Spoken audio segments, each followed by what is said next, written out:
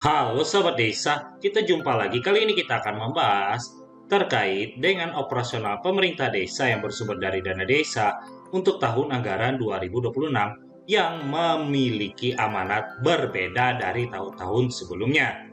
Untuk itu kita akan melihat amanat yang terdapat di Peraturan Menteri Desa Pembangunan Daerah Tertinggal Nomor 16 Tahun 2025 tentang petunjuk operasional atau fokus penggunaan dana desa tahun 2026.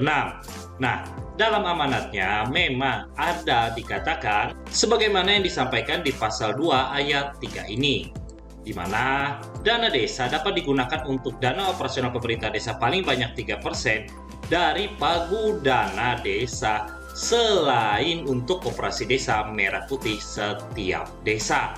Nah, kita ketahui sendiri bahwa di tahun 2026, seperti yang disampaikan di video sebelumnya, dana desa itu terbagi dua, bukan lagi ERMAK dan non-ERMAK, tapi dana desa reguler dan dana desa untuk koperasi desa merah putih. Nah, dana desa untuk koperasi desa merah putih ini nantinya akan di-SK-kan oleh Kementerian Keuangan. Sedangkan dana desa untuk reguler itu nantinya ada di lampiran Peraturan Menteri Keuangan. Jadi, untuk operasional pemerintah desa itu dari hasil perkalian pagu dana desa reguler dikali 3% dan hasilnya itulah yang bisa dianggarkan untuk dana operasional pemerintah desa yang bersumber dari dana desa. Penggunaannya sendiri ada diamanatkan pada lampiran Permen Desa ini. Yang pertama, yaitu untuk kegiatan koordinasi. Bisa untuk biaya komunikasi pemerintah desa seperti pulsa dan kuota internet. Ini amanatnya hampir sama seperti tahun-tahun sebelumnya. Bisa untuk kegiatan rapat pertemuan dalam rangka koordinasi yang diselenggarakan di desa. Bisa pelaksana koordinasi dari desa ke kecamatan dan atau kabupaten setempat berupa biaya untuk transportasi disertai dengan bukti penggunaan. Perjalanan dinas dilakukan dalam rangka koordinasi dan atau menghadiri undangan dari supra desa terkait pelaksanaan dana desa. Nah, jika kita lihat bahwa untuk perjalanan dinas dari dana desa untuk operasional pemerintah desa yang dari 3% itu, jika pelaksananya koordinasi baik itu ke kecamatan atau kabupaten namun bukan terkait dengan pelaksanaan dana desa, maka yang ditanggung hanya transportasi.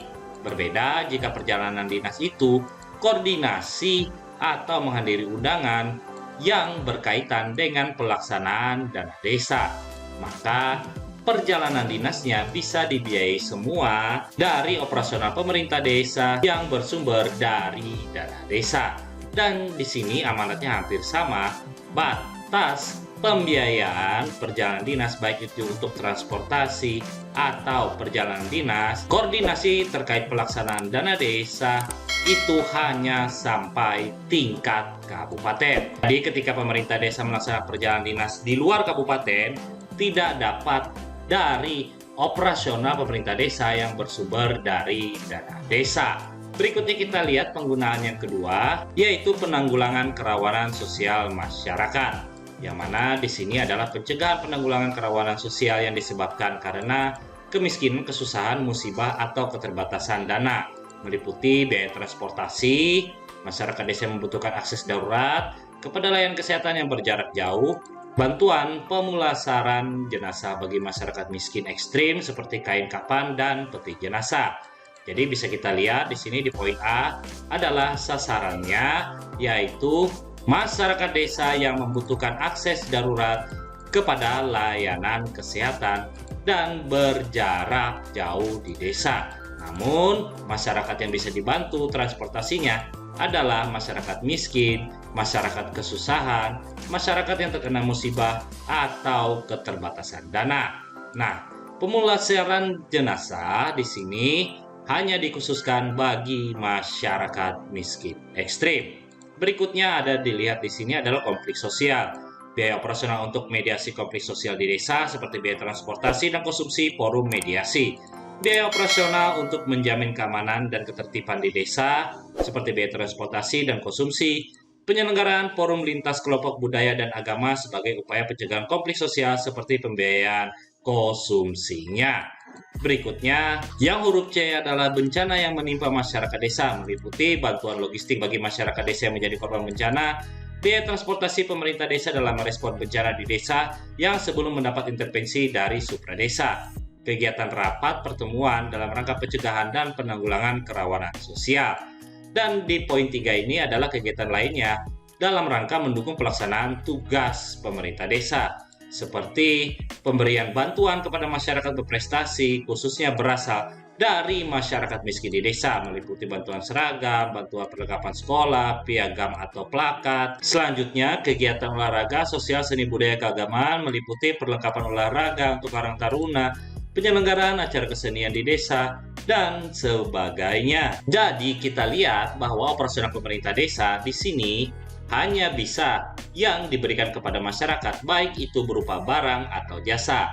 Jadi pemerintah desa tidak dapat memberikan yaitu berupa uang tunai. Nah, untuk yang terakhir ada sanksi di mana operasional pemerintah desa yang bersumber dari dana desa ini tidak bisa dianggarkan oleh pemerintah desa dan digunakan oleh pemerintah desa apabila sebagaimana yang disampaikan di pasal 11 ini.